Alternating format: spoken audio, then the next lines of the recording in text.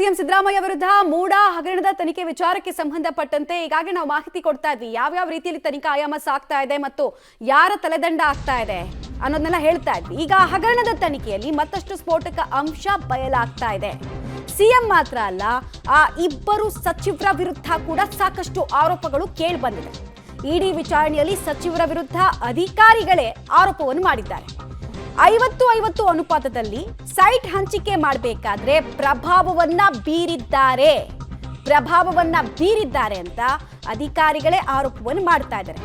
ಈ ಹಿಂದೆ ಮೂಡಾದಲ್ಲಿ ಕೆಲಸ ಮಾಡಿದ್ದ ಇಬ್ಬರಿಂದ ಸ್ಫೋಟಕ ಹೇಳಿಕೆ ದಾಖಲಾಗಿದೆ ಅನ್ನೋ ವಿಚಾರ ಗೊತ್ತಾಗ್ತಾ ಇದೆ.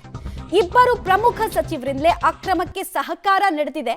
ಮಾಜಿ ಅಧಿಕಾರಿಗಳ ಹೇಳಿಕೆಯನ್ನ ಬೆನ್ನತ್ತಿ ಈಗ ದಾಖಲಾತಿಗಳ ಪರಿಶೀಲನೆ ಹಾಗೂ ಅಕ್ರಮದ ಸ್ವರೂಪ ಹೇಗಿದೆ ಅನ್ನೋ ಜಾಡನ್ನ ಸದ್ಯಕ್ಕೆ ಇಡಿ ಹಿಡಿದು ಹೊರಟ ಹಾಗೆ ಕಾಣಿಸ್ತಾ ಇದೆ. ಇಬ್ಬರು ರಾಜಕಾರಣಿಗಳಿಗೂ ಉರುಳಾಗಬಹುದು ಈ ಸ್ಟೇಟ್ಮೆಂಟ್ಗಳು ಅನ್ನೋದು ಗೊತ್ತಾಗ್ತಾ ಇದೆ. ಬಿಕಾಸ್ ಪ್ರಭಾವ ಬೀರಿದ್ದಾರಾ ಇಲ್ವಾ, ಅಕ್ರಮ ನಡೆದಿದೆಯಾ ಇಲ್ವಾ ಅನ್ನೋ ಪ್ರಶ್ನೆಗೆ ಅಧಿಕಾರಿಗಳೇ ಈ ರೀತಿ ಮಾಹಿತಿಯನ್ನ ಕೊಟ್ಟಾಗ ಸಹಜವಾಗಿ ಸಚಿವರ ಹತ್ರಕ್ಕೂ ಕೂಡ ಇಡಿಯ ತನಿಖೆ ಬಂದು ನಿಲ್ಲೋದ್ರಲ್ಲಿ ಯಾವುದೇ ಅನುಮಾನ ಇಲ್ಲ.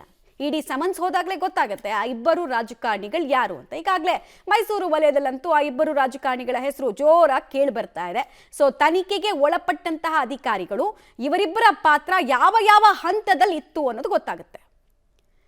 ಡೀಟೇಲ್ಸ್ ಕೊಡ್ತಾರೆ, ನೇರ ಸಂಪರ್ಕದಲ್ಲಿ ಜಾಯಿನ್ ಆಗ್ತಾರೆ ಮುರಳಿ.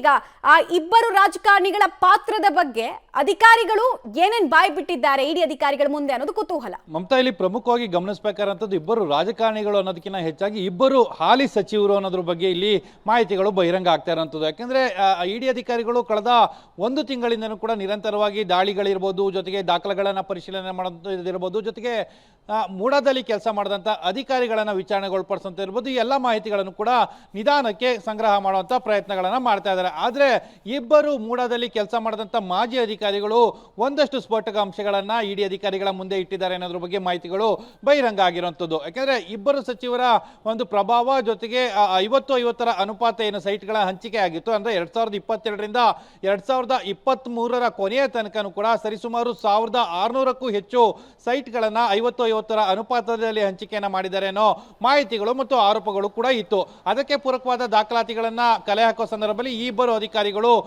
50-50 ಅನುಪಾತ ಏನಿತ್ತು, ಅನುಪಾತಕ್ಕೆ ಇಬ್ಬರು ಸಚಿವರ ಪ್ರಭಾವ ಹೆಚ್ಚಾಗಿದೆ ಅನ್ನೋದ್ರ ಬಗ್ಗೆ ಒಂದಷ್ಟು ಉಲ್ಲೇಖವನ್ನ ಇಡಿ ಅಧಿಕಾರಿಗಳ ಮುಂದೆ ಮಾಡಿದ್ದಾರೆ. ಆ ಹಿನ್ನೆಲೆಯಲ್ಲಿ ಇಡಿ ಅಧಿಕಾರಿಗಳು ಅವರಿಬ್ಬರ ಪಾತ್ರ ಏನಿದೆ, ಯಾಕಂದ್ರೆ ಅಧಿಕಾರಿಗಳು ಹೇಳೋದೆಲ್ಲ ಕೂಡ ಸಂಪೂರ್ಣವಾಗಿ ಸತ್ಯ ಅಂತ ಹೇಳಿ ಇಡಿ ಅವರು ನಂಬಲಿಕ್ಕೆ ಸಾಧ್ಯ ಇಲ್ಲ. ಯಾಕಂದ್ರೆ ಅದಕ್ಕೆ ಪೂರಕವಾದ ದಾಖಲಾತಿಗಳು ಅಂದ್ರೆ ಅವರನ್ನು ವಿಚಾರಣೆಗೆ ಕರೆಸಬೇಕು ಅಂದ್ರೂ ಕೂಡ ಪೂರಕವಾದ ದಾಖಲಾತಿಗಳು ಬೇಕು ಮತ್ತು ಪೂರಕವಾದ ಮಾಹಿತಿಗಳು ಬೇಕಾಗಿರುವಂಥದ್ದು. ಆ ಹಿನ್ನೆಲೆಯಲ್ಲಿ ಆ ಇಬ್ಬರು ಅಧಿಕಾರಿಗಳಿಗೆ ಒಂದು ಆಪ್ಷನ್ ಅನ್ನ ಕೊಟ್ಟಿದ್ದಾರೆ. ಅವರ ಇನ್ವಾಲ್ವ್ಮೆಂಟ್ ಏನಿದೆ ಅದನ್ನ ನೀವು ಹೇಳ್ತಾ ಇದ್ದೀರಿ, ಅದಕ್ಕೆ ಪೂರಕವಾದ ದಾಖಲಾತಿಗಳನ್ನ ಕೊಡಿ ಅಂತ ಹೇಳಿ ಕೂಡ ಹೇಳಿರುವಂಥದ್ದು. ಬಹುತೇಕ ಅವ್ರೇನಾದ್ರೂ ದಾಖಲಾತಿಗಳನ್ನ ಕೊಟ್ರೆ ಅದನ್ನ ವೆರಿಫೈ ಅನ್ನ ಮಾಡ್ತಾರೆ, ಇಲ್ಲಾಂದ್ರೆ ಇವ್ರಿಗೇನಾದ್ರೂ ದಾಖಲಾತಿಗಳು ಸಿಕ್ಕುತ್ತಾ ಅನ್ನೋದ್ರ ಬಗ್ಗೆ ಕೂಡ ಇಡಿ ಅಧಿಕಾರಿಗಳು ಸಾಕಷ್ಟು ಪರಿಶೀಲನೆಯನ್ನ ಮಾಡ್ತಾ ಇದ್ದಾರೆ. ಮುಂದಿನ ಹಂತಗಳಲ್ಲಿ ಆ ಇಬ್ಬರು ಸಚಿವರಿಗೂ ಕೂಡ ಬಹುದೊಡ್ಡ ಸಂಕಷ್ಟ ಎದುರಾಗುವಂತ ಸಾಧ್ಯತೆಗಳು ಇರುವಂತದ್ದು. ಮಮತಾ.